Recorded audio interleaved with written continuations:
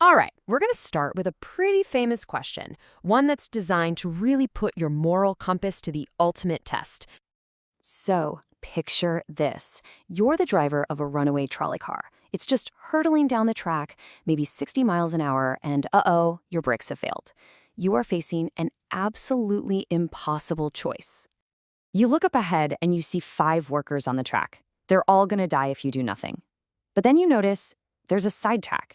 And on that side track, there's just one single worker. Now, you can pull a lever, steer the trolley onto that side track, saving the 5, but killing the 1. So what do? Well, whenever Harvard professor Michael Sandel asks his students this, the result is pretty much always the same. The vast majority, almost everyone, chooses to pull the lever. The logic seems clear, right? It's tragic, for sure, but it's better that 1 person dies so that 5 can live. Okay, let's change things up. You're not the driver anymore. Now you're just an onlooker, standing on a bridge, overlooking the track. The trolley is again hurtling towards those 5 workers. But this time, standing right next to you is a very large man. You know with total certainty that if you push him off the bridge, his weight will stop the trolley, saving the 5 workers. He will die, but they will live. Do you push him? And here's where things get really fascinating. The math is identical, sacrifice 1 life to save 5. But the result? It flips. Completely. The overwhelming majority of people say no way. They would not push the man off the bridge. So what changed? The outcome is the same, but our moral intuition does a complete 180. It's a puzzle, right? And it reveals this deep conflict in how we think about right and wrong. To really solve it, we've got to explore 2 worlds that seem separate at first: the actual wiring of our brain and the principles of philosophy. Okay, first, let's look at the brain's wiring. To really get how our brain builds its convictions, there is no better story to illustrate its power to change than that of neuroscientist Dr. Andrew Huberman. Huberman's journey is just remarkable. After his parents' divorce, he kind of spiraled out, and he ended up in a home for troubled kids. He describes himself as being totally feral. But after a fight one night, he just hit a breaking point and made a conscious decision. I'm going to change my life. He imposed structure, he went back to school with this insane focus, and eventually became a celebrated professor at Stanford. He literally rewired his own brain. So Huberman's core insight is all about how he did it. He explains that feeling we get when we try to learn something difficult, that feeling of agitation and stress. It isn't a signal to stop. It's the exact opposite. It's the biological starting gun for change. It's really a 3-step process. First, when you decide to focus really hard, your brain releases norepinephrine, which is basically adrenaline. That's the agitation. Second, a chemical called acetylcholine acts like a spotlight, highlighting the exact brain circuits you're using.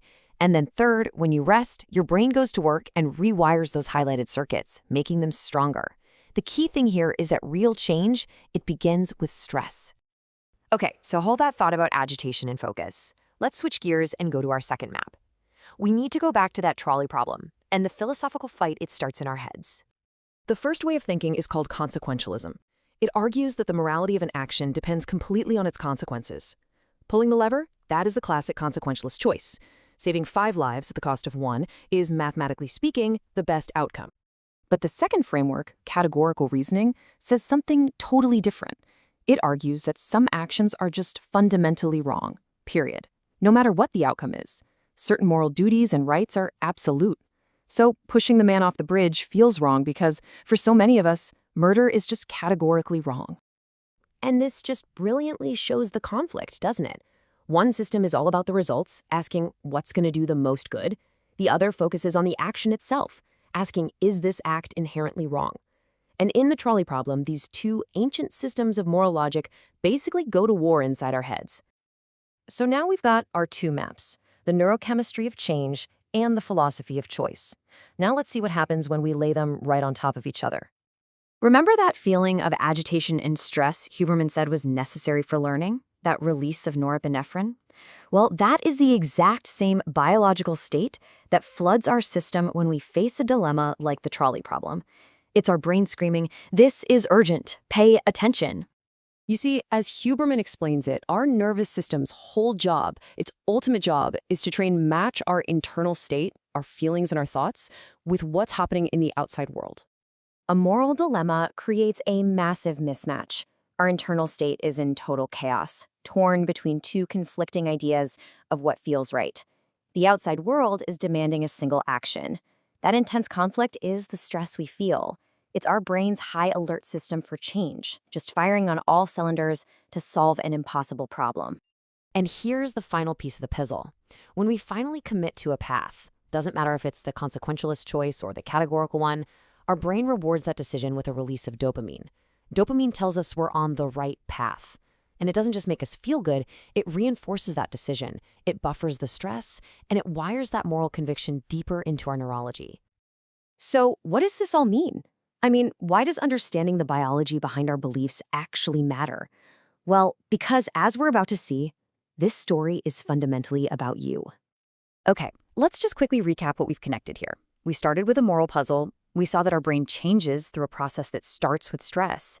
We learned about two competing philosophical logics. And then we saw that the biological stress of making our brain change is the very same stress we feel in a moral crisis. Our brain literally rewards us for picking a side.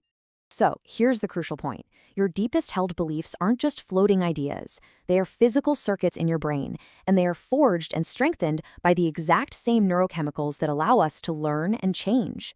Understanding the how of this process gives you incredible insight into the why of your own values. Like Professor Sandel says, this isn't just some academic exercise. When we wrestle with these questions, we are writing the story of who we are, both as individuals and, well, as a society. And that leaves us with one final thought. If our brains are designed to reward commitment itself, to reinforce whichever path we decide to pour our focus into, that puts a huge responsibility on us, doesn't it? It means that initial choice, the decision of what to even focus on in the first place, that's everything. So how do you decide which path is worth the struggle?